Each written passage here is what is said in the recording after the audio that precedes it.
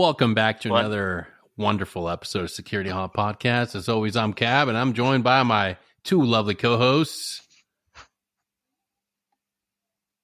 And Greg. No, your name is Greg. Yes. We got a special treat for you today, folks. We have a great friend, first-time guest, Ranger D. That's not a porn name. That's his real name. Maybe. He was born in the backwoods and raised by a bear that could only give him an initial for a first name. I have a hairy back. His mother was actually a Norse Viking. Janitorial man. Yeah. But before we get on to the story of Ranger D, how are you boys? Greg, how are you? Paul, how are you? It's been a minute. And by that I mean Paul first. a week. It's been good. I finished my what was that assignment? That CBT assignment. Turned that in. Thank you for sharing. Yeah, that, man. That was and then nice. That was awesome. I'm working on stop points this week. So this week I'm supposed to write down whatever the truths, kind of break down those arguments. So I got that Thursday night, so I haven't done anything with it. I need to, but that's where I'm at right now. So that's it'll be a good project. And Paul, for our friends out there that might not know what stuck points are, could you explain that to us? Barely. I might need help. It's untrue statements, if I remember correctly, and it has to do with so say you're in a scenario and you feel like this is absolutely rests on you and your sole responsibility. It's breaking that down. That you're stuck on that point. You can't get beyond it. You can't see past what really happened or step back to kind of see a bigger view and understand the truth behind the event. So part of it is breaking it down and looking at the truths and saying, hey, do I own this solely? If I don't own it solely, who else owns a piece, and kind of sectioning out that way. That's exactly right. And if we go off the deployment health sheet from Dr. Baron von Steubenwein from Wienerstein University in Germany. He's the one that made the A-bomb, right? Stuck points are thoughts that you have that keep you stuck from recovering. These thoughts may not be 100% accurate. Stuck points may be thoughts about your understanding of why the trauma happened, thoughts about yourself, others, and the world that have changed dramatically as a result of the trauma. Stuck points are concise statements and must be longer than one word. So obviously saying trust or poop wouldn't cover that. Stuck points can often be formatted in if-then structure. For example, if I let others get close, then I will get hurt. Stuck points often use extreme language such as never and always. Great, brilliant German scientist. Is that extreme though? I have become death. No, Gregory. But Paul, that is one Destroyer of the best worlds. Parts about going into this is challenging that narrative that you've told yourself for so long. Sort of like when we were trying to get Greg to come away from his addiction to, dating dudes on Reddit. It's the only way he's going to find love. No, Greg, you can find real love and companionship outside of Reddit. And my takeaway where I'm at right now. So 4chan? So one of the weird things, I guess, that as I'm walking into this and just kind of as a thought point and then walk away. So I think my difficulty with the stuck points is essentially, I think I know and I understand those points, even if they're incorrect. So that's part of my identity right now. And granted, that's not a good part. That's essentially hampering my development.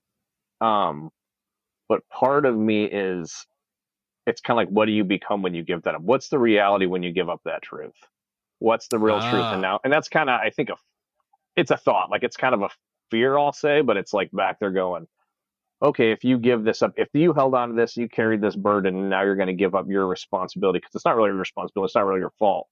Now, where are you? And to me, I'm kind of like, yes. I'm in this dopey, like, that's all I have left of the army. So if I give that up, who am I? Which isn't a totally accurate statement. That's just where I'm at right now. Yeah. But that's where we come in, and we get to tell you things like, dude, you were a phenomenal mentor. You were somebody that. Yeah, I'm your progeny. I mean, that's not going to help you, Greg. It helps them greatly, actually. But that's what you have Yeah. us, man. Like, exactly. Like, you help develop and mentor us, and you mean the world to us. In our eyes, you're fucking Arnold from Predator, you know? No, I mean, I could honestly speak to this because I was going to say unfortunately, but it's not unfortunate. You know, I was your last squad, right? Like I was I was a member of your last squad in the 82nd, and the shit that you did really allowed us to do what we did best, right? Like let's think about simplistic shit. Okay, we're going on a run in Area J. Okay, we run out to whatever that fucking fence line was, a few miles out, right? What did you do? And you did it because, and I know why you did it, right? We all know Paul doesn't run. Yeah, Paul's not a he's runner. still not a runner. At least back then he wasn't, right? Paul fucking hated running. He fucking I always hated running. remember him as a So flexible, he would agile do. man. Is that when he was stabbing manatees in a kiddie pool? Paul would do a release run and just let the fucking Joes go free, right? So what Paul had in his squad was two of the fastest motherfuckers in the platoon, which at the time was myself and Yeah. Sterling Dodd, right? You would let us go, man. Like you wouldn't hold us back. You'd let us fucking run.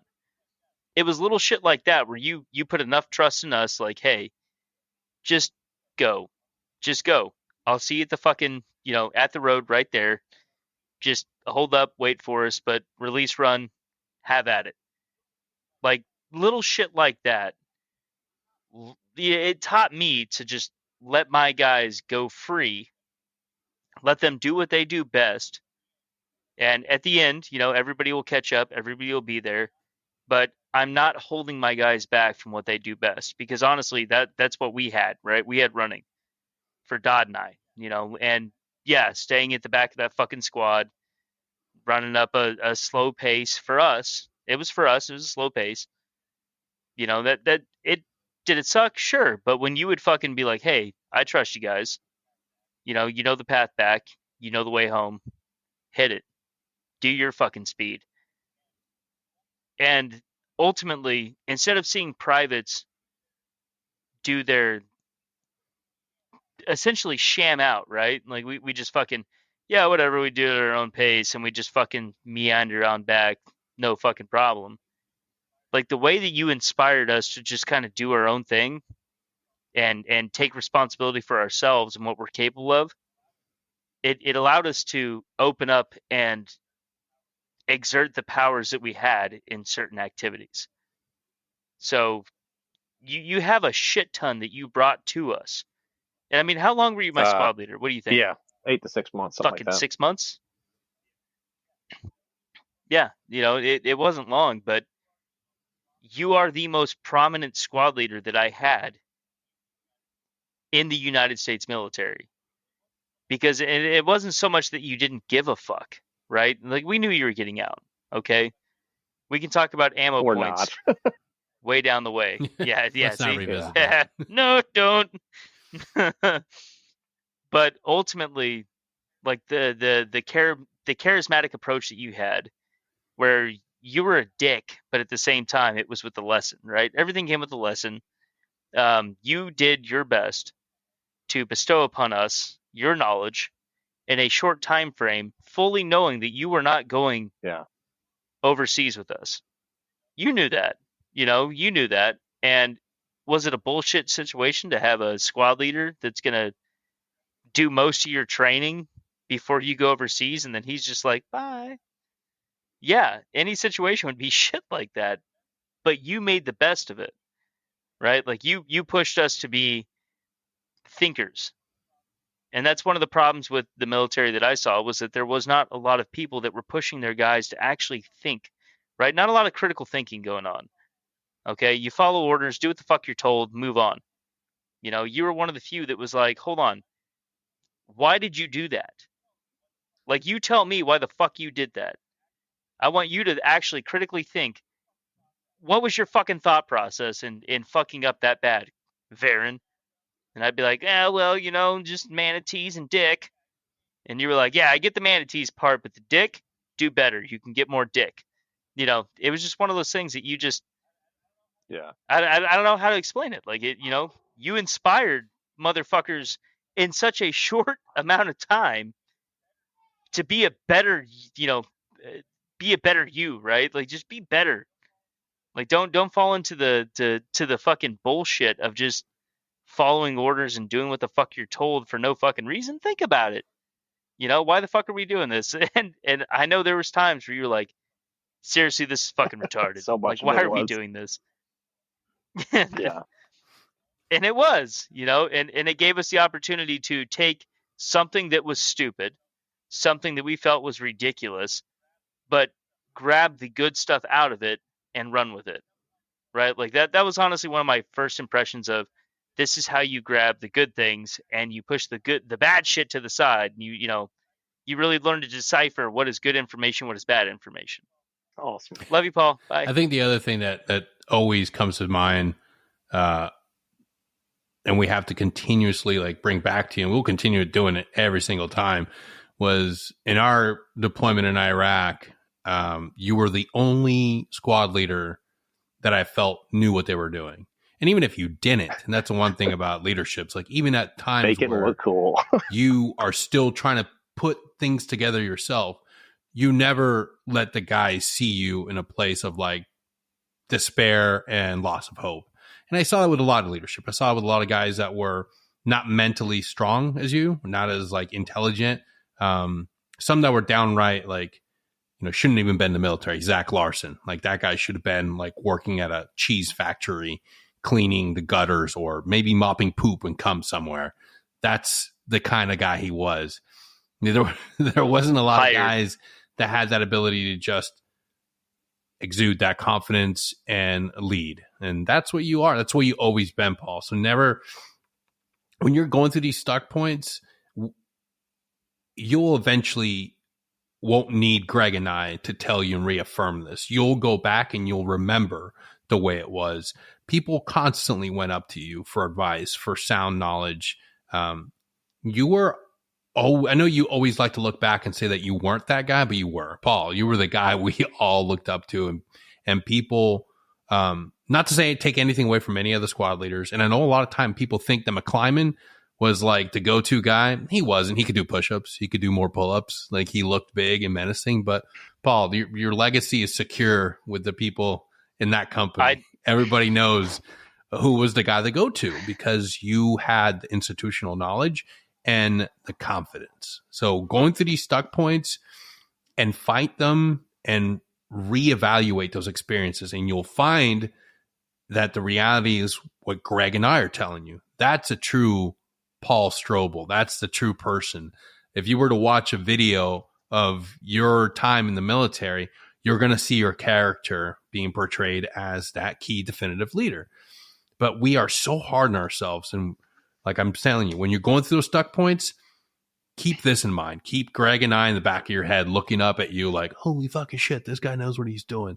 This is the guy I want to be straight up when shit goes down. Like, straight up, one of the, that open discussion, right? Like a more democratic approach to problem solving is, you're one of the first people to kind of introduce that to me. And I rode that fucking train. It's made me the fucking, it made me the sergeant that I was. It made me the supervisor. It made me the manager that I am today. Because I grabbed onto it because I realized at a younger age that this is the proper way to fucking lead people, period. And that started with you. So that's a big thing you have to understand is that you have inspired a fuck ton of leadership throughout multiple areas of expertise, military, civilian, all included, right? I've got privates that went on to go get their fucking tab, go chase their fucking airborne wings, go do all that bullshit. I've got fucking civilian sons of bitches that are doing everything they can to be a better leader, to get to a supervisor position so they can change cultures, so they can ignite others to just improve the environment around them, so we don't have to just work in some monotonous bullshit. And a lot of that, yes, I inspired them, but who inspired the son of a bitch that's inspiring everybody else? In my case, you're one of those prominent figures in my life that inspired me to be that kind of leader. So you have a lot of fucking thinking to do, mister. Yeah. A lot Now of that thinking we've to do. Been able to thoroughly Yeah. Ranger get D. you back in that warm and fuzzy of who you really are. Let's I think Greg's been okay. He's had a good week. He's been I am doing vengeance. a lot of stuff on Reddit. It's gross, but I support it because it's artistic. Greg started his own Reddit group for Japanese I'm not ready for it to be out yet. tentacle Okay, porn, go ahead. just with male figures. But hey, I support it because it's artistic. Do you want to drive some motherfuckers crazy? It's got some aspects of Attack on Titan.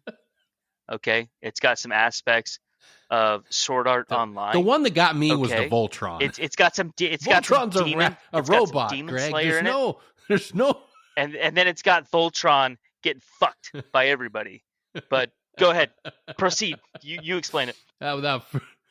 I just dropped 3 like the biggest animes out there right now I only that knew I fucking Voltron. love. Yeah, And Voltron getting fucked by I have him. this image of Voltron, my childhood hero, being assaulted by tentacles. But without further ado, allow me to introduce today's guest, Ranger D. Yep. Yes.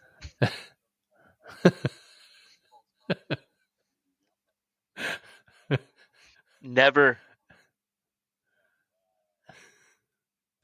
Yeah, super glad to be on the show. Super glad to hopefully share a portion of my story. Anyways, yeah. So I grew up in the Commissioned Army, and I'll say there are definitely leaders just like Paul that those are the ones that I look back on, and it's really not the ones that I fell under. There's a couple that I fell under through Ranger Regiment.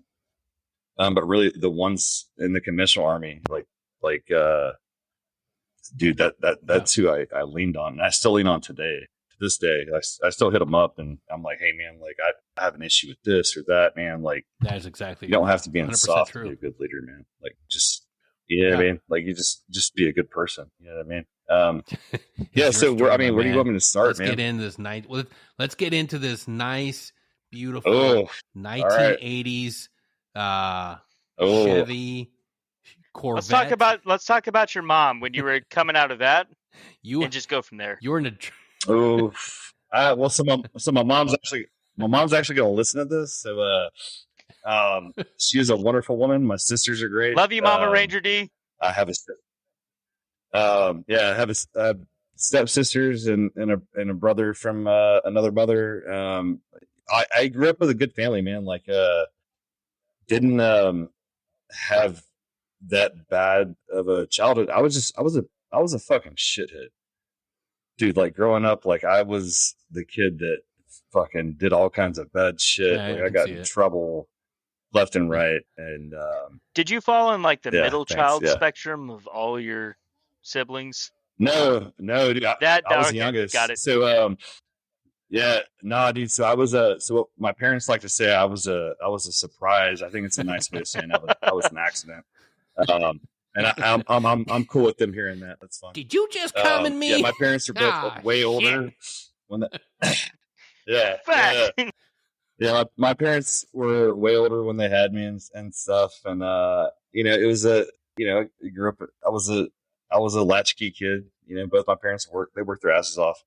That's one thing I will say is, both my mom and dad, even to this day, my mom is retired and still working. My dad is, he's, he's unfortunately, he worked up until the day that he had to be put on oxygen. You know what I mean? So like, that's the kind of work ethic that was kind of instilled in me. Right. So, you know, like I said, I was a piece of shit up until about 2006, and dude, I was smoking a joint, man, walking home from Oh, the Sonic, cool kids hang out at and Sonic. a recruiter,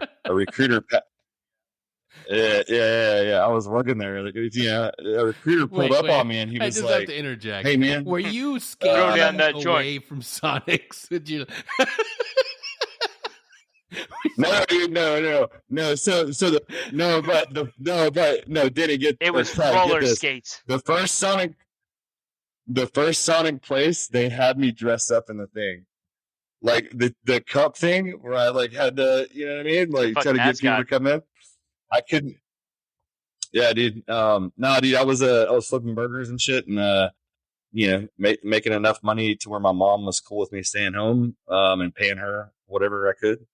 But yeah, the recruiter saw me and swung by and picked me up, and I was like, "Hey, man!" Like, so 3 years before that, I debt for the Marine Corps. Oh yeah. So that's 2003, right when I got out of high school. Oh yeah, failed the piss test. And I told the dude I was gonna fail it. He gave me some shit to like try to clean my system, and he like had a trunk full of it, He's like, "Hey, roofied, my drink man. 2 of these, you're gonna be good." Went in, failed the piss test. No, dude. I mean, I was like, "Hey, man, I've been smoking weed, right?" So failed the piss test, and then the Marine Corps called. They sent me all this stuff, right? It's like a shirt and like all this like whatever. I don't have it anymore. The but, Marine Corps spends their budget on fucking recruiting when they actually should be arming their motherfuckers in the field. So just throwing that out there. Correct. Here's some panties. Yeah. 3 billion on commercials with motherfuckers fighting dragons, but fuck the guy with the M16A2 in fucking Afghanistan. I hope Tim and Mike both hear this. But yeah, yeah, man. So yeah, man. The recruiter swung by. I was walking home, man. And he was like, "Hey, you want to change your life?" And I was like, "Can I put this out and put it in my sock and you drive me home?" And Solid answer. You need to ride home, and I was like, "Yeah, I mean, yeah, man." So he was like, "Yeah, dude, I can't really have drugs in a government vehicle, but whatever." It was like 0.3 of a mile, whatever, from this recruiter. Yeah, Angel dust, motherfucker, smoking. No, he was Denzel to the fullest. Yeah, dude. So went home and decided to, hey, like, if this is, I needed to change my life, man. Like, I wasn't going anywhere. I wasn't doing shit, and I wanted to do something more, right? So went in. I wanted an airborne contract, but it was at the time. So I came in. I debt for like a month, so it was like May 2006. So yeah, man. So I think my active service date is like June 15th. I debt for a month. June 15th, but it took me a while to get the weed out of my system, and they kept giving me like home drug tests. They were like, "Hey, we're gonna make sure you're good because we're not giving you the shit the Marine Corps gave you." Yeah, came in and started my Army journey, man. I was like, "Hey, what about the other stuff like special 18 X-ray or they were like, "Hey, we don't have that. You can go infantry." And I was like, "All right, sick, cool." And check. And that was it. So came in, yeah, man. So went through basic training, and then graduated in October of 06. Yeah, and then nice. What was that like? Third ID. Mechanized. Yeah, man. So it was a weird. So I'm gonna go into the experience, and I think you already know part of some of that. Yeah. So showed up. My squad leader got me shit-faced drunk the first night I showed up, and he was like, "Yeah," and he was like, "Hey, man." It was like 3:00 in the morning. He was like, "Hey, man, 05, wake up. We're gonna do a PT test in the morning." I'm like, "You fucking kidding me?" So still got like a 280 or 290 because I was still in shape. It didn't matter the booze, but like he was still, dude. That dude was a fucking meth is a hell of a drug. Piece of shit. Yeah.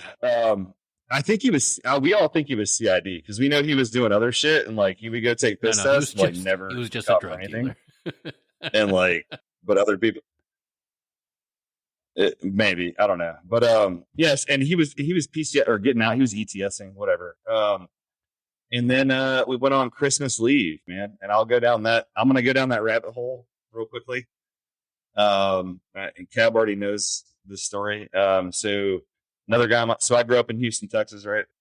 So another guy on my squad, he was going back the same way, and I was like, "Hey man, can I get a ride home with you?" And then you take me down to my mom's. I'll chunk you some money for gas or whatever. He was cool with it. Dropped me off at my mom's, and then so my grandma, she went into the hospice. Yeah. And yes, y'all sir. can hear me, right? Everything's good. Yeah. Okay. Yeah. All right. Yeah. So grandma went into the hospice, and my mom signed her car over to me, and this was like a $1,100 it was a Nissan Sentra. It was like a 1994 Nissan Sentra with like 200,000 miles on it, but it was a car, right? I mean, well, the S was knocked off, so it was a Nissan Intra, right? Yeah, dude. So the last day before I was heading back on leave, he hit me up, and I was like, he was like, hey man, you want to meet me up North Houston? He's like, my mom is asking me to grab a bunch of shit out of my bedroom. Can I throw some shit in your car because I can't fit it in my shit? And I'm like, yeah, dude, we'll just follow each other back. So we stop in Pensacola for the night. We got to make that on I-10 back up to Fort Stewart, and stop in Pensacola, and then get on the road, and they get pulled over in Marianna, Florida. He gets pulled over first. I get pulled over second. He gets released. They find 365 Xanax bars, a steel pint of liquid codeine, and 3X pills. And I had a pistol on me that was registered to me, but make sure Daryl. She was in the hospice, so no. Dope wagon. No. Yeah, no. I would have pinned it on Grandma. Yeah, so nah, man. So it was all in the stuff that he threw in the back of my trunk. So I didn't have anything to say. You know what I mean? Like at that point, like you're in possession, right? So I stayed in jail for 5 months. So up and coming of the the 5th month, the judge brought me in. And I didn't get to call anybody. I got nothing. I just stayed in jail. No, I didn't get raped. Yeah, it's not rape. The questions in this like podcast, Daryl. Yeah. Let us ask the questions, Ranger D. Number one. You need to stop first question. there. That's a lot of denial. I'm just saying. It feels like we're trying to. I just imagine the face that you make when that cop opens up the trunk and it's like, hey, you show us your own face.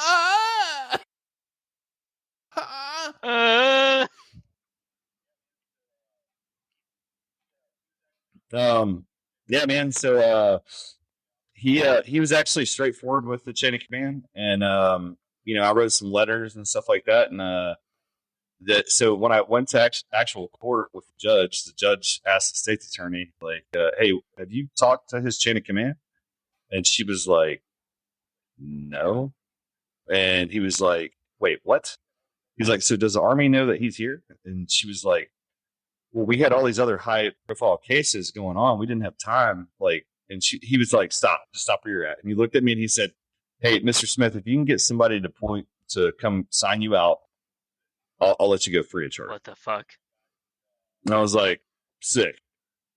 So I went back, called, and that was during the surge, right? The 2007 surge. Everybody was at NTC getting validated. So I got the call, and they were like, hey, nobody can come pick you up, dude. Uber? So I was like, I come back to court the very next day, dude. I come back to court, and I'm like, hey, Your Honor, this is what's going on. And he was like, all right, hey, due to the nature of the crime, he's like, I can't let you out on your own recognizance. So here's the deal. You can take 5 years of probation. And I was like, how about 3? And he said, "How about 5?" And I was like, "What about 4?" So you fucking And he bartered said, with a judge. "Well, you can go."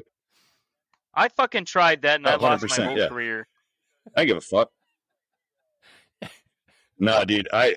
So what he said, he was like, "Hey, if you don't want to take the 5-year offer, you can go back and sit for another 5 months and think about it." That's really part of the. And I was in with Phoenix. The tan, you look so makes sense. So Mexican. That's why everybody always assumed you're like my little brother. And it's like, oh yeah, Cav and Varen, yeah, they're related. So it makes sense, you know. Like Jesus I got fucking shit handled. Like had to go spend time in Tent City in Maricopa County over nothing. I told you. And you fucking have $2.5 million worth of paraphernalia in your trunk, and they're like, 3 years, 5 years, 4 years. Fuck it, you're fine. About 1,000. Go on and be yourself. And I'm over here like, fuck, man, I didn't do shit. To be honest, you did start speaking Spanish right away when you got pulled over. Not the smartest move. Hey, man, it's on the judge. I actually, so ¿Qué pasó? I know we're not doing side quests, but I was actually supposed to get a fuck ton more in fines and probably jail time. And the judge that I was seeing was like, you know, he was like, I'm going to give you 10 days in Tent City. You think that's fucking funny? Because I had been giggling at the shit that he was throwing out at me.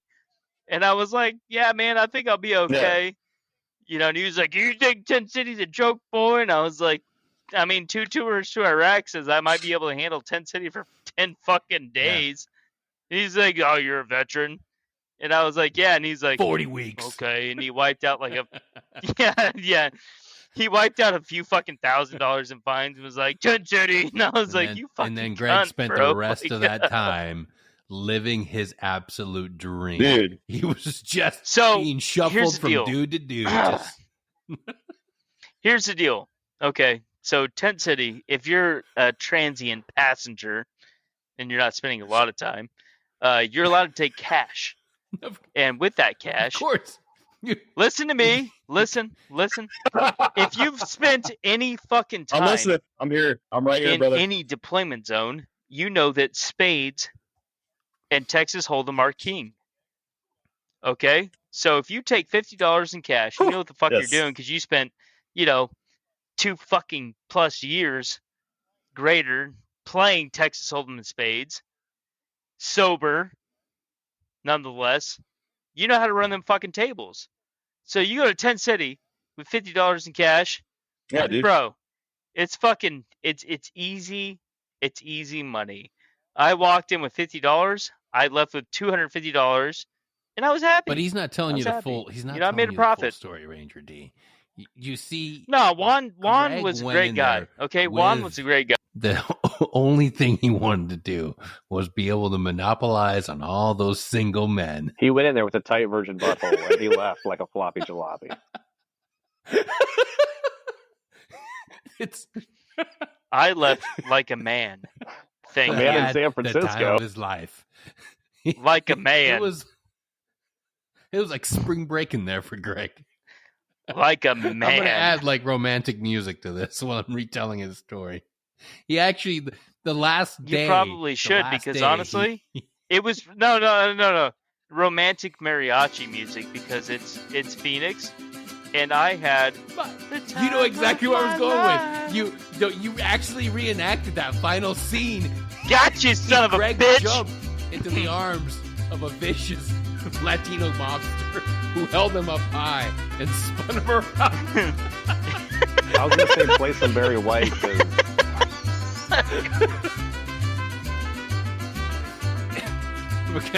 we're gonna definitely hit at that part. But anyway, as we were, Ranger D, please continue. Oh God! All right, I'm fucked up on this one. God Greg, damn. That was awesome. Yeah, man. So you're good, man. I love it. They're actually literally playing mariachi music outside of my house, so I'm out like take the laptop. I can't open it. They might have turned it off by now. I can't move it. I will later, maybe if they turn it up. But I want to, yeah. So So jail, right? So I go back and he's like, we go back and forth with the probation, and he's like, how about you spend another 5 months? And I was like, how about you just give me the pen and I'll sign away right now. So signed away 5 months, got released, and the sheriffs were nice enough to take me to my Nissan Intra. Whoa! And the cost to get it out was like $5,500, and but the cost of the car, like writ large, was $1,500. So I was like, hey man, like I can't afford that. Just can I get my stuff out of the car? So I pulled all my. Did you get the I had like Xanax? whatever personal. I had like a few personal items, and then. No, they took all that shit. Just open the trunk and all the drugs. No, and they probably there. planted We're that not shit on going somebody there. I'm else. just asking if you got your shit. No, I mean, no, man. I mean, I got mine now, but I'm good now. Another story.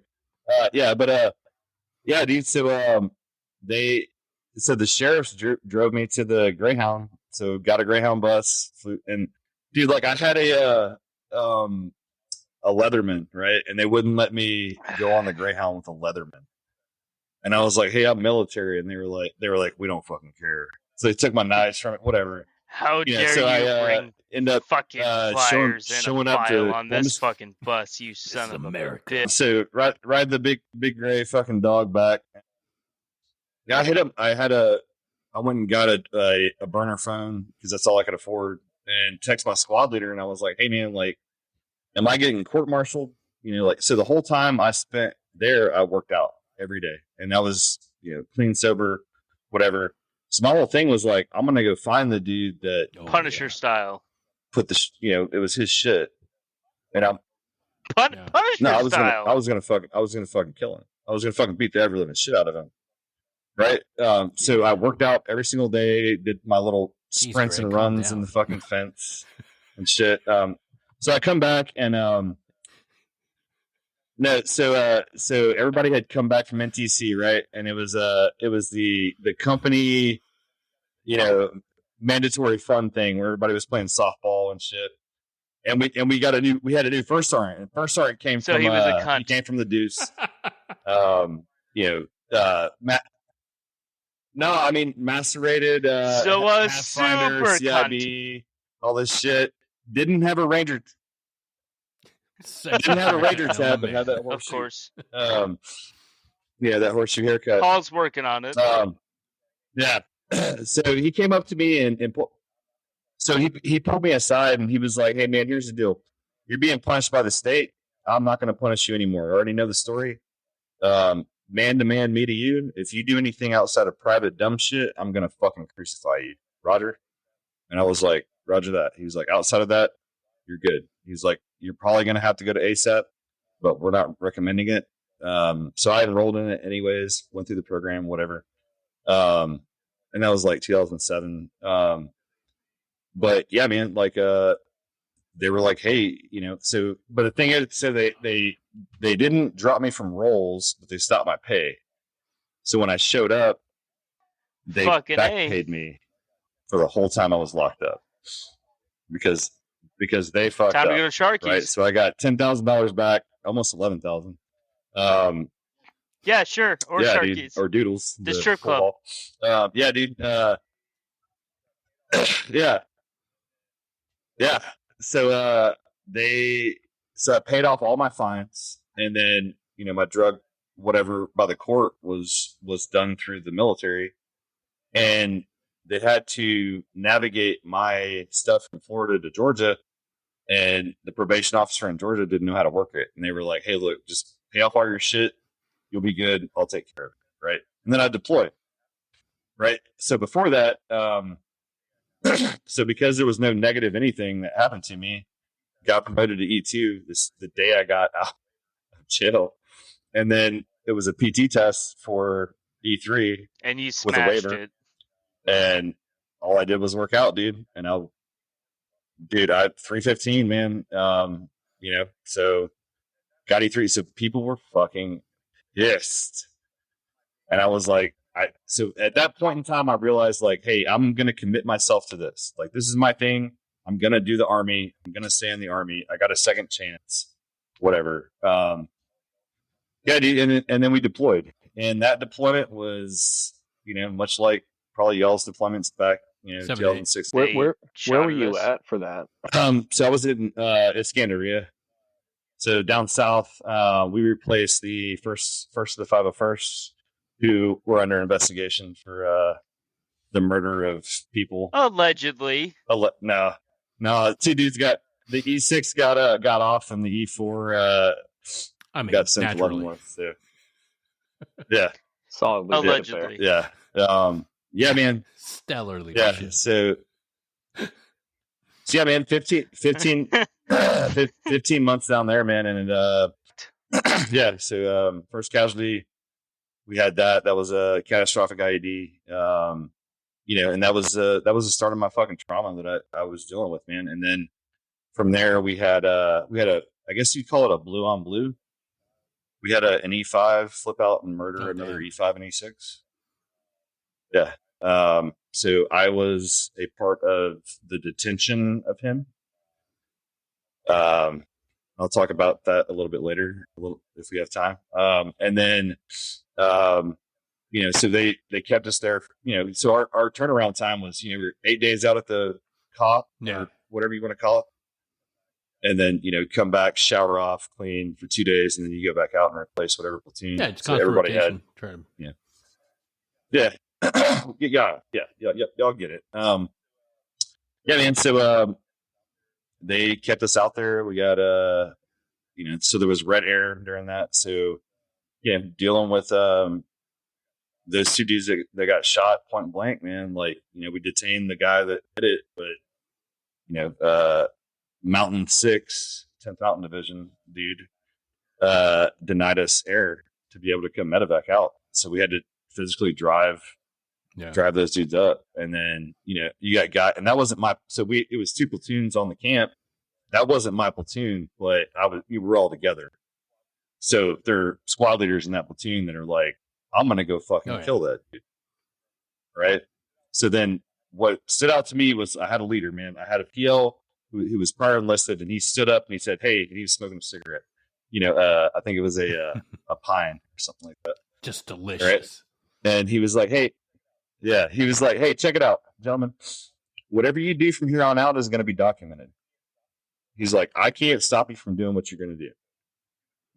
So do what you want, but understand that if you do something that ends this man's life, you're no better than him. And that actually stopped, I think, the what was about to happen. Right. So we detained him, put him behind. Yeah, we put him behind the C wire, waited for the scout platoon who wasn't doing shit come over and pick him up and bring him to the biff, whatever it was back then.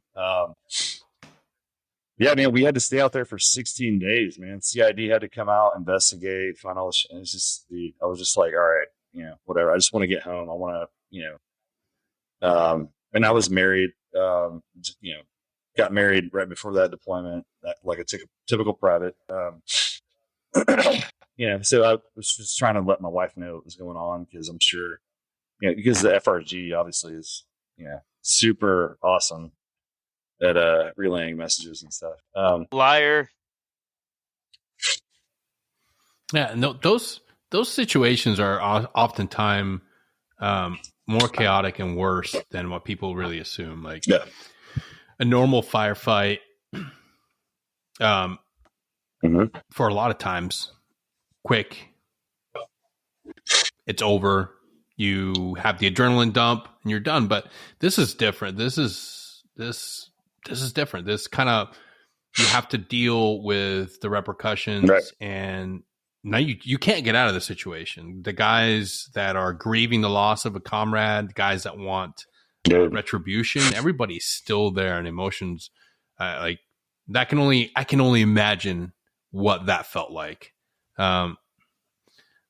Take us through that. Yeah, man. So I really felt for the platoon sergeant, right? So, he, prior to that platoon lost, that first IED incident. He lost a private and then a squad leader, double amputee. And luckily, the medics on the ground that we had they were awesome. So then now he had to deal with this, right? And then so they they took the whole platoon and sent them to freedom rest, right? I don't know if y'all are familiar with that. At Camp Washington, you go for a week and dude. So when I went, they sent me to it. We got mortared and rocketed the whole time. So I spent the whole time under a bunker. So I was like, hey, I just send me back to Iscan. I don't want to be here. But yeah. We only heard stories of those beautiful times. It wasn't. Like never. No, it was like literally a 25-foot wall, and the other side of the wall is Solder City, right? So it's like, well, what are you lobbing grenades at? Dude, it was whatever. Man. Like I was sitting there, literally taking a shit in my room, and a rocket. I don't know what kind of rocket, like whatever kind of rocket, hit the building next to us. Had to wipe up shit off myself. Like I'm like, dude, like what the fuck?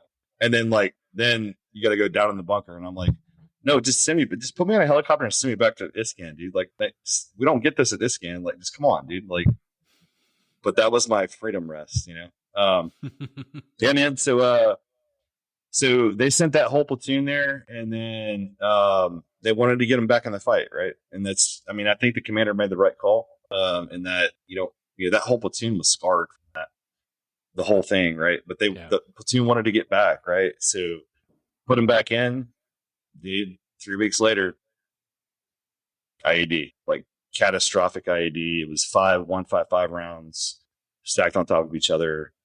Lost the TC, the driver, almost didn't make it. Like it was bad, man. And I was QRF for that, so I pull up my PL, which he's actually I want to say 5th group or 7th. No, he's a 5th group or 3rd group dude. He was a PL on the ground, so I took over his RTO. So I'm trying to relay stuff up to the commander, who's back wherever, and then like commander's just wanting, hey, we need serial numbers for the equipment, and I'm like, okay, there's like what? That's what you want? No, you know what I mean? Like that's what you care about, right? So like, it turned into I'm not going to go into super big detail, man, but it turned into us having to dig pieces of equipment out of people's bodies. And that right there, D, that's like a freaking great example of moral injury. Yeah. Because as not only as a soldier, but I would imagine in your own value system that you develop through your own family and growing up, the human factor is a lot more important than equipment. And that's something that a lot of us have had to deal with throughout our time in service in the last couple of years, last 20, 30 years. Because that's something that we constantly see. I don't care about what you've lost. I need an up on equipment. I need to know that radio is good to go. And I need to know that you've destroyed that fucking LMTV. And it's like, fuck, dude, like I don't have time for that. My friend is in pieces. Yeah. And that was during the rollout of the new MRAP, and they were like, oh yeah, undestructive hull, the V-shaped hull. Yeah. No, completely fucking split the vehicle in half. Yeah. Right. So it's like now we're looking, luckily the dudes on the back end, they all had TBI really bad, but like the dudes in the front end is who we had to take care of. Right. Yeah. And that was that same platoon, man. Right. So that platoon sergeant, he lost it, man. He fucking lost it right there. And he started shooting his gun so we were on a road, right? And he pushed over to the left and just started shooting randomly and started screaming, like just lost control. What happened was we had Apaches overhead where he shot. He actually hit or dinged or scared one of the people who set the ID off. Oh, wow. So they connected the dots, and AWT engaged and ended up mowing down those dudes. And they connected the wires all the way back to that ID. Yeah. Right. So good on it. But like what that dude had to go through, I just, as a, me being a prior platoon sergeant, like man. Good on him. Yeah, those are the things that always stick with us when you make that connection. Like you just said, that's, you got to process that. Yeah, man. Yeah, dude. So, post deployment. I mean, I think we came back about 2 months after that, and then 2009, man, my year of failure. Remember, So, we Mine just talked about stock too. points. yeah, no, man, I'm gonna. No, man, We've come I'm full gonna. circle. So all right, so started out going through your alma mater, right? So SFAS, February candidate. It was the class right after they shot the 14 Days in Hell or whatever the fuck it was, right? So I had that a beautiful masterpiece in cinema. Hash browns. Carrillo or whatever the fuck that dude's name was. Carrillo. Yeah, like piece of shit. Carrillo. He wore a boonie. He was the only one that wore a boonie. Yeah, man, so back then it was 17, it was 15 days, but 17 days with admin on a day on the back and front. So I was a 17-day non-select, and then they asked me and one other guy to stay. And I failed in terms of leadership. That was my first leadership position, right? Getting thrown at a team week. And I was like, hey, the way that I'm not going to go into detail about everything that happened during that because I don't want to. I think it was individuals. It wasn't the SWIC program as a whole, but there were definitely individuals that didn't do things by SOP. Either way, I was a non-select, and they asked me to stay, me and another guy, and I was like, "Fuck you guys!" Like, no, I'm not doing this. No, like they're like, "Hey, we'll pay for the TDY, whatever." You I spent 8 months in those barracks. Like, it's not worth it. I'm good, man. Like, no. Pass, big homie. Yeah. So I got. Yeah, exactly. Yeah, dude. So come back, get a slot for air assault, and so you gotta understand. So I was in a mechanized unit, so they didn't have the funding. They were still switching over from mechanized to light in my brigade. But they still weren't getting the funding through the G4 to be able to send people to schools. So really, I was a walk on to air assault, right? Failed the fucking A22 cargo bag, or failed the double dual whatever M998 or whatever. Ooh, dual configuration. Ooh, dual configuration. Yeah, dude. At the National Guard Center, you got to do the hook 'em horns. Well, so he was like, he was like, I was out of time, and I pointed to, I was like, deficiency, and he was like, what is it? Air assault, and I was like, I don't fucking know, dude. He was like, well, you pointed to it right, but you didn't say it. So I was like, man, fuck you, dude. Like, if I pointed to it, like, seriously, right? And all I had to do after that was the road march, which, like, I was crushing that. So got dropped from that, right? And then, little known fact, got a slot to Ranger School. Went to Ranger School. It was right after there was a bunch of there was a tornado that touched down on Todd Field and one of the other fields where we had to do land nav. And I lost my mapping. I lost my mapping score sheet. Like, straight up. I'm not gonna fucking bullshit. Right? I'm not gonna bullshit anybody. Like, I fucking lost my mapping score sheet. Got the last fucking point, like, swam through a river or swam through a pond that wasn't supposed to be there. Found my point. I was like, oh, hell yeah. Shit. Classic random pond. Didn't time the shit. Didn't do the double That's why line. people should get better at sucking. You can suck those ponds down. Damn it. Swim faster. Yeah, dude. Yeah, man. So come back, man. I've only met one person that could do that. It's you. Yeah, dude. So hell yeah. So after that, went to BLC, or we call it WLC then. I call it the Wiener Liquor course because you just learn to lick wieners. Yeah, dude. So ran into a bunch of guys from 1st Ranger Battalion, man, and I didn't know what Ranger Regiment was. And I was like, they sucked the most wiener. They were super jacked, probably just juiced out of their minds. These dudes are ripped. I definitely oil. beat like 3 of them out of the fucking run, the 2 mile run. Like, but either way, they were like, well, we don't do a 2 mile, we do a 5 mile. So we don't give a fuck. Right. Can we just admit that you sucked? Not sucked, but beat them off? And they were like, okay, you're accepted. I beat them. I didn't beat them off. No. Don't lie to me. I've only seen one of their dicks. So. No, out of that group of 3. I haven't seen yours yet. No, check your email. Check your email. Right. I sent nudes to somebody. The noodles with the girls. Maybe that was Paul or Gray. I can't remember who. Check your inbox. It wasn't me, because if you had checked, you'd see my dick.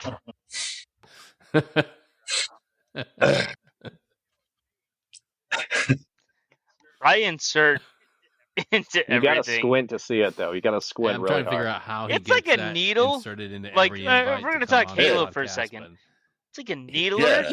No, dude. He Yeah. is really Right good in. with Yeah. the tech. I mean, I know Cabs is like a bowl. You just have to fold it out. You can eat cereal out of it. There's more to it. Okay. He likes to preach that. I don't know if it's true, but there's more to it. He's more than just fucking Zach. He is, yes. Sack and foreskin, but yeah. Yeah, dude. So, all right. So winter liquor course, right? So figured out what Ranger Regiment was, and then put in my application. Kind Right? of edit like a Came good back amount of to this content. was now a light brigade. And I assessed to go to the scout platoon, and that they did an actual assessment. It was like 12-mile road march, figure out what a radio was, and the platoon sergeant he was old school, man. Like, he got his tab in '92, went through like desert phase and shit, and then came back in later. Super handsome, like, it was bad on deployment because he went through a divorce, and he was just. So you were attracted to him? Well, no, all the female privates that were around him were attracted to him. Was his name Helm? No. I'm not gonna give out his name. Yeah. I want to see this man. I can't find him. I've been trying to track him down, and I can't. I don't know. He got out. He pinned E8. He had to have platoon sergeant time to pin E8 to be able to get out. And like, I don't know what happened to him. He just like felt his feet. He has good feet. Yeah, man. So he pushed me and was like, "Hey, man, like, if you want to go to Ranger Regiment, OnlyFans information, I'll send it to you, Greg. Like, go for it, man." And then we got a new sergeant major. My sergeant major grew up in 175, and I talked to him. So I was on his PSD because the scout platoon had nothing else better to do during Ramadi, Al Hit, and Al Qaim in 2010 while we were closing down Iraq. So PSD for him, and was like, "Hey, like, what about Ranger Regiment?" And he was like, "Hey, put it in your packet." So I put everything in. It took 11 months, 11 fucking months. So got approved, and then got orders to go to airborne school, right? So I show up. I don't have a 1610. I don't have anything. They just gave me a date to go. I didn't understand how the S4 shop worked. I didn't know anything about it. We were still considered mechanized, and we did not have billets for airborne slots. So after the second week of this swing load trainer or whatever the fuck it was, they bring me in and they're like, "Hey, man, you're an admin drop. Like, you don't have orders to be here." And I'm like, "What the fuck are you talking about? Like, I've been, like, what do you mean?" And they were like, "Yeah, your unit has to pay for this." I'm like, "Well, I'm coming from 3rd ID." And they were like, "Yeah, they don't have airborne slots." Like, I was like, "How much does it cost?" And they were like, dude, so this black hat literally told me, senior black hat literally told me, he's like, literally, per student, it is like $80. And I was like, "Dude, I'll give you $100 right now if you keep me in the course." And he was like, "No, $80,000. "Nah, man." So I show back up, right? I'm in the chow hall, and my sergeant major comes in, and he sees me, and he's like, "Why aren't you on your glide path. Like, what the fuck are you doing here? And I'm like, hey, this is what happened. Are you not tracking? He was like, no, I'm not fucking tracking you. That what are you talking about? I was like, nobody had funding to pay for me to go to airborne school. He was like, God damn it. 2 days later, he brings me in. He's like, hey, just wait. Like, and this was September of 2011. So I get a call December 23rd, 2011. I'm on leave, Christmas block leave. We get a month, whatever, some growing a beard and like don't have a haircut and shit. I get a call and they say, hey, you need to be at the 175 command suite in an hour. And I'm like, oh shit. I was like, I probably need to shave and be in uniform. He was like, yeah. And have a haircut. I'm like, fuck. So I'm like I'm shaving, like going to Great Clips, right? And I'm like, hey, I want a low fade, right? What do they do? Fucking no, dude. I get the high and stupid. So I show up. I have no candy, no nothing. We got denied CIBs twice for our stuff in Iraq the first time. So the reason being is if they kept sending sit reps up that said that the SOI program was working, then they couldn't send up things saying like we got into a combat situation. And dude, like unless you were in like I feel that unless you were like actually in an IED blast or had direct fire, which I had direct fire 3 times. Like whatever. Yeah, so I show up with a high and stupid, nothing. I got a Martin sandwich on both. Well, I had the 10th Mountain because I was allowed to wear the 10th Mountain, right? So show up to Sergeant Major. My man doesn't even have his name on a uniform. He's not allowed. Dude, I show up. I'm in the command suite and like they're getting done with TFT, and I didn't realize what TFT meant then, right? So that's our task force training, getting you ready for the deployment. The first sergeants are trying to get their boys out of there, right? So they're all in there waiting for the word from the sergeant. So I walk into a gang of first sergeants, Ranger Regiment first sergeants, and they're doing the up down drill. Like they're like, "Who the fuck are you?" And I, grade rest, first sergeant, what sergeant? Blah, blah, blah, blah. He's like, "Hey, Roger, hey, just relax, just sit down, whatever." And then they wait for a second, and then it's another first sergeant. Hey, Smith, come here. Hey, that's parade rest. I'm just going up and down, up and down, up and down. And then the sergeant major. It was Sergeant Major Alba. I think he's the 18th Airborne Sergeant Major right now. He was like, "Hey, y'all quit fucking with him. Smith, come in here." And he pulled me in and he was like, "Hey, here's the deal." And he pushed his computer screen over. He was like, I understand the situation and everything. I've been told by Dillingham that you're good to go. Regiment's going to foot the bill. If you fail any portion of this, like you're done. Like you're going to go back to Commissioned Army. And I was like, Roger that. And he was like, all right, cool. Go execute it. So I went and did EIB. So I got my orders 2 days later and they started in March. And that was, I think that was December. So January and February, we did EIB, had a weekend off, went to pre-RAS, had like a weekend off in there, started RAS, had a weekend off, went to airborne school, weekend off, regimental pre-ranger, weekend off, right into ranger school. Back to back. Hell yeah. No, How dude, was no. EIB? Knock it all out. Dude, so EIB, I was one of I think 19 out of my brigade that made it. Right. So it was a real EIB, right? So I just ran EIB for First Ranger Battalion like a few months ago. We had 220 people pass, right? Now there is a difference between how Commissioned Army runs it and how we run it. But yeah, man, when I got it, like I had to fucking earn that shit, dude. It was, yeah, I was out of my company. I was one of 2. Question: how was the M9 lane? Let it go, Greg. Let it go. The M9. No, I'm not gonna We let it didn't go. have- I'm not gonna let it go. How was your didn't M9 go. fucking lane? Let- Because Paul, how was the No, M9 we're- lane? We didn't have. It was scenario based when I went through. Son of a bitch. Yeah, man, dude. You'll never get your retribution. Let it go. I just want somebody to say that Paul was a fucking dick. Dude, my platoon sergeant almost failed me on the 50 cal. So Paul almost failed me on the M9. You almost failed, you Greg. You almost As failed. he should have. No, Yes, fuck that, exactly. Paul. What are your questions, candidate? Greg's gonna be that salty fucking veteran at the VFW in a fucking wheelchair. Everybody's complaining about combat. Let me ask you a question. You took the YB. How'd you do on the Yeah, M9, you Lee? happy with M9? No, we have 6 now, sir. Fuck you. So, yeah, man, made it through all that shit. Showed up. I sent my as I was leaving Ranger School, I sent my the CSM an email, and they had taken a couple casualties the last 2.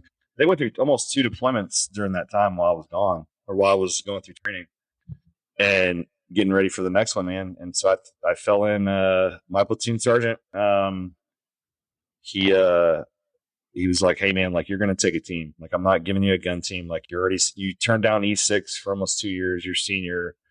Like, you have 25 months deployed. Like, your alpha team leader has 9. Right now, the difference in combat is it's different, but the difference in the experience and shit is, I understood things a little bit more.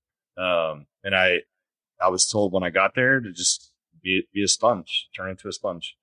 Me and my squad leader, we butted heads because him and I came in at the same time. And I was already told, like, I was set to take his squad. He was on, I'll be honest. Yeah, he was on probation. So my first event, I show up and I get all my stuff from our RIFs, our Ranger issue facility. So that's all our extra, special operations shit. And I'm trying to set my kid up, and he's like, "Hey, man, you better hurry the fuck up. Like, we're going to OPT right now." And I didn't have time to tell my wife at the time, like, I'm leaving for a week. And that was just OPT, outpost training out to Fort Stewart. And he didn't go because he had to go see his probation officer. Oh, shit. Now, I will give him this. He got a Bronze Star V for saving somebody's life, and I think that's the reason why he was kind of shielded a little bit. And if he hears this, if he ever wants to reach out, him and I we can talk about it. I saw a lot of shielding for people that, the standard was like, hey, if you got an alcohol-related incident, like, that's it. It doesn't matter what it was. Feel that. Like, if you know what I mean? Like, if you fucking were, your buddy was above the limit and you were drunk and he tried to drive you home and he got a DUI, you got RFS too. Like, we're one of 3 units that have summary release authority. Let me ask you a question, and kind of like recapping everything that's happened so far. You finally get to Ranger Regiment at this point. How old are you? Oh shit, man. 20. I remember when I was 26, 27, 26. Yeah. But you've had a lot of life experience. You've been you were incarcerated. You took a charge, my man. You spend time, hard time. You go to Iraq, you deal with all this, you push through RASP. Now you're at what's supposed to be the promised land.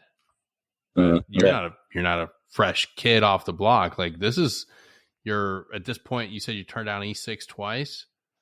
Like, you're not fucking around. Like, this is like, all right, this is my fucking career. Well, and that was the pretense. And like, a lot of people said, hey, if you go to regiment as an E6, then you're not going to be successful. Yeah. I'll tell you what, every E6 that I've seen that has come to Ranger Regiment, the best fucking leaders that I've ever been, like, hands down, right? It's those myths. It's those myths. It's a myth, man. Yeah. Now there have been some that have flopped and stuff like that, but at the same time, like, I mean, shit. Chris Sleeves, he showed up as an E6, I think.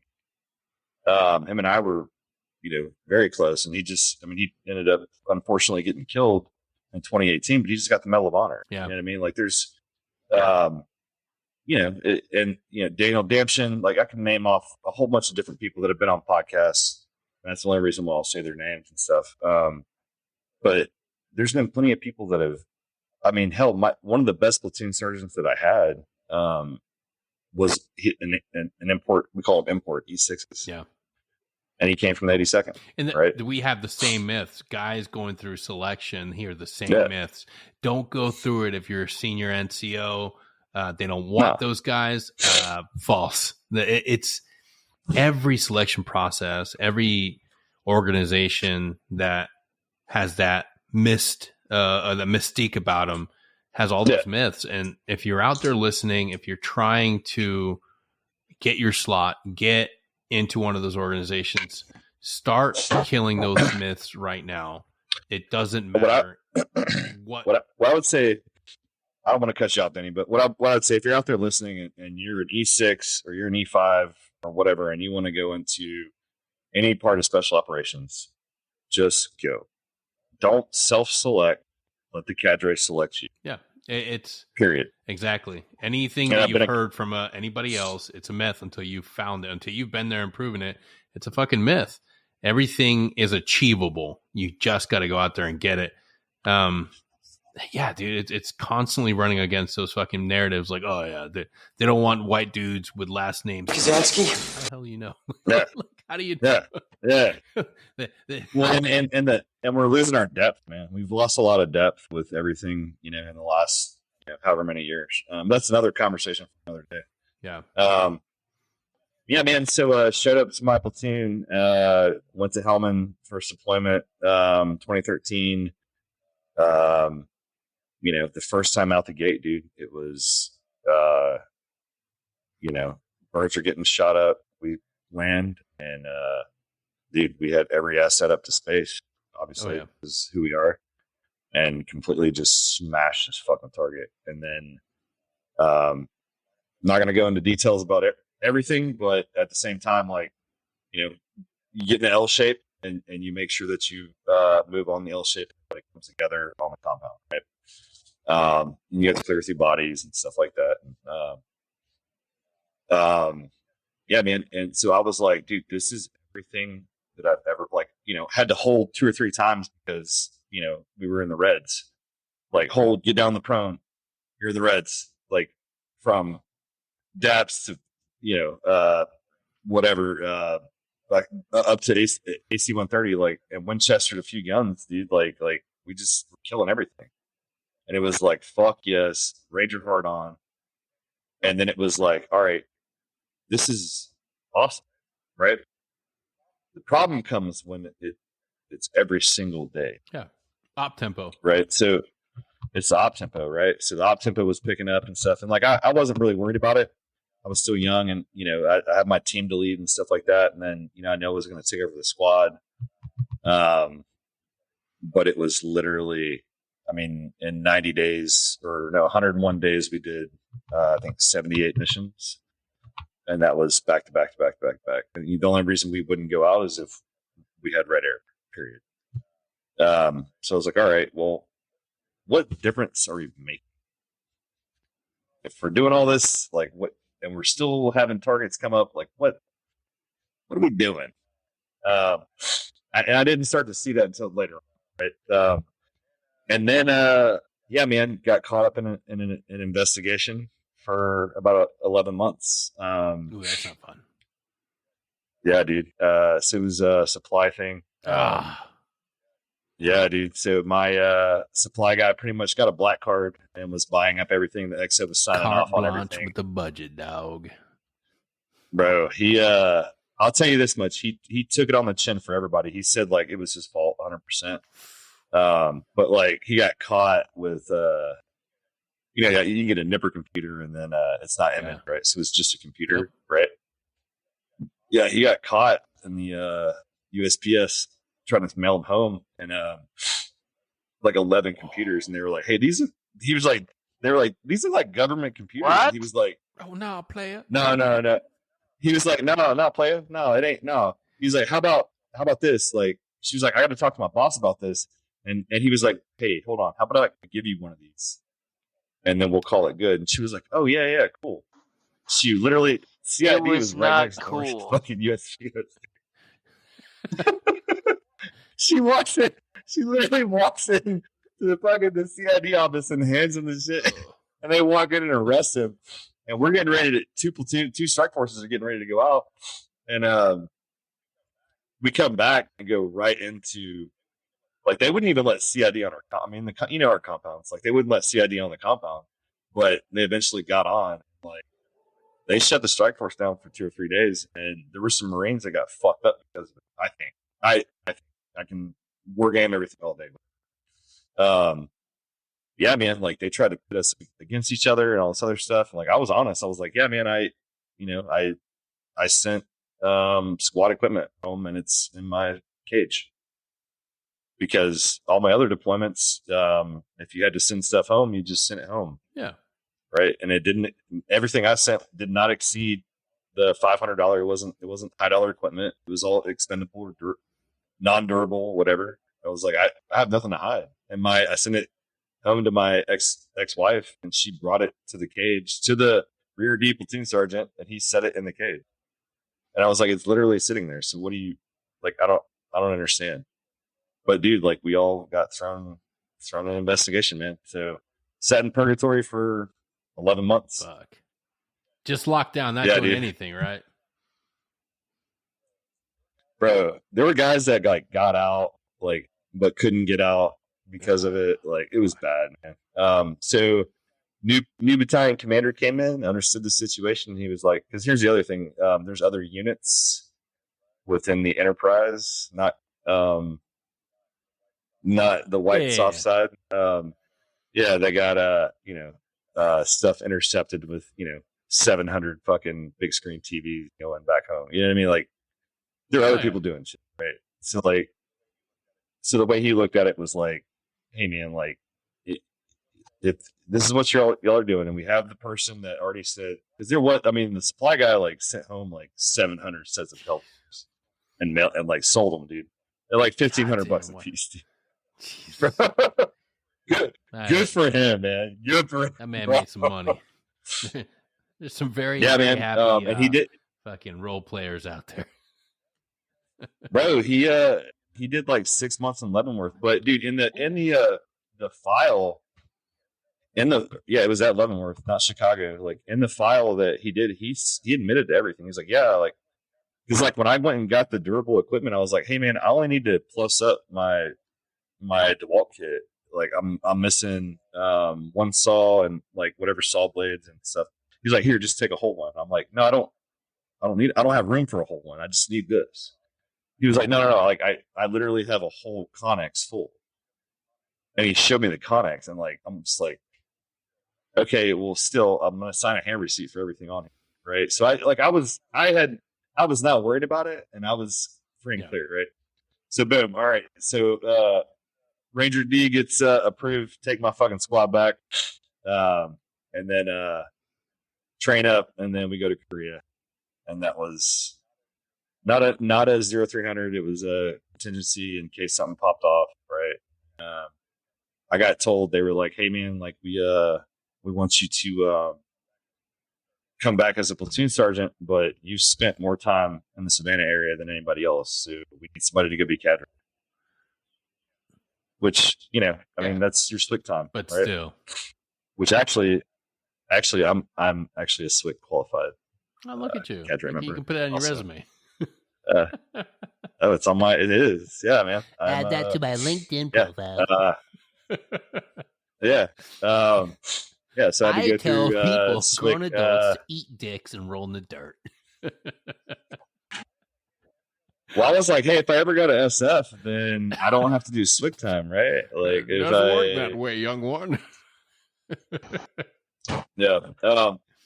Yeah, man. And then, showing up there, that was probably one of the more better times that I had, man. Like, being able to influence the regiment as a whole. And the way that we ran things was we did not yell. There's no yelling. There's no screaming. Your glasses on, candidate. This is your task condition standing. Yeah, that's a lot of things that is actually makes you feel good when you're actually able to contribute and mentor younger guys. Like that's honestly like I'm glad I got to experience that because I know a lot of guys that are in SF or regiment and they miss out on that. They don't get a full experience what it's like to like go back and teach or do that mentoring.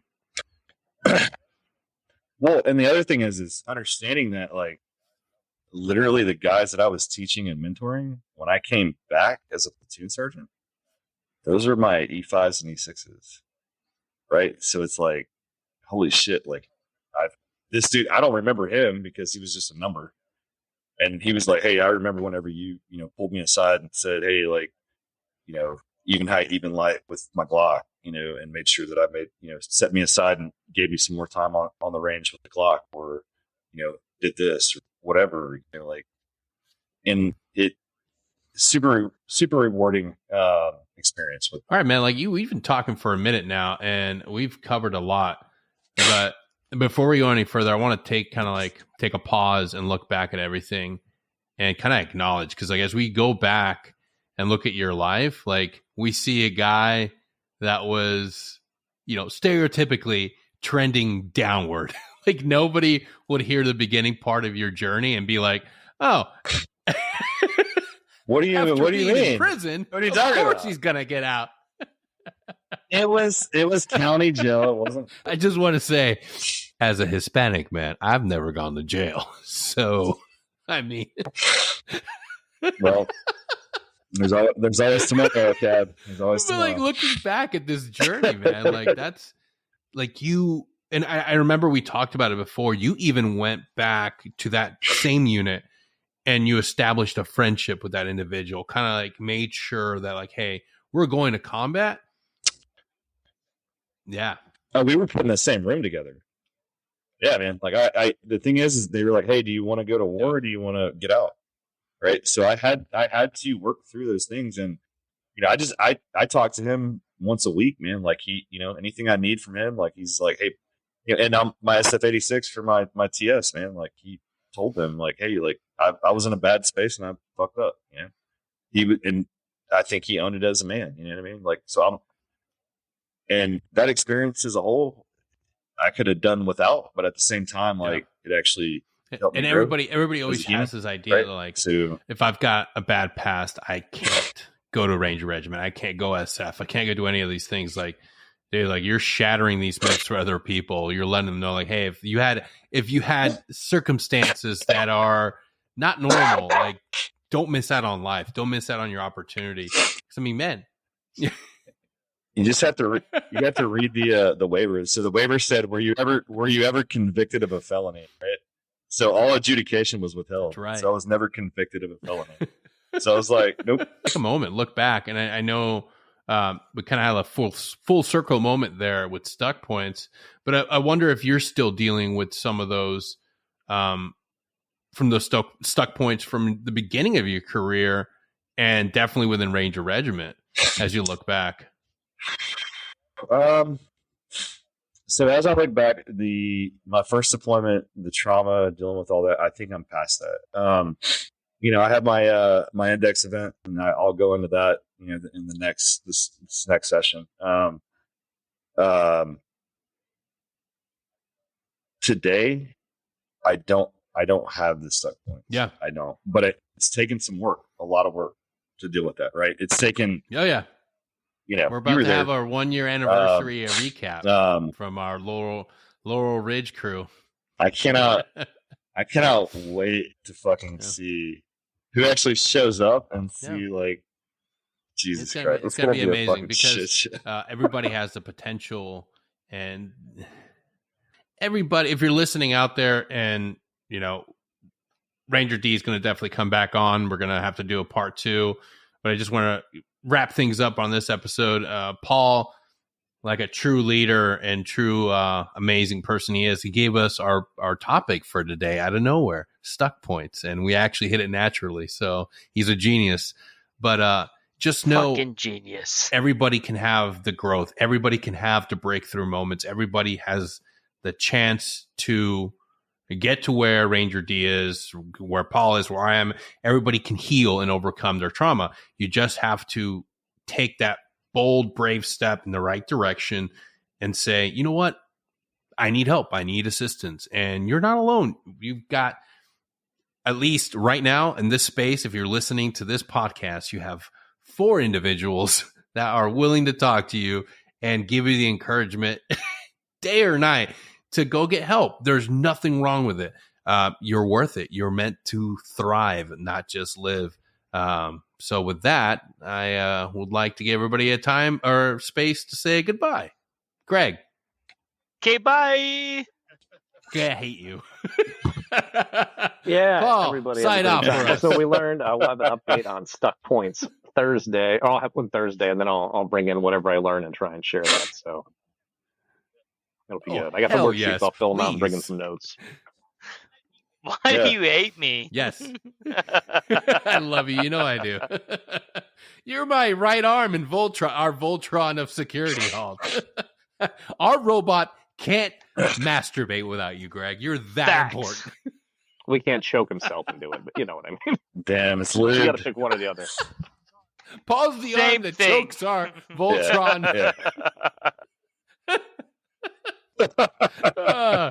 Ranger D, thank you for coming on. I am beyond grateful for your friendship and having you as a friend and comrade in recovery. And part 2 is going to be amazing. So until then, gentlemen, everybody have a great day.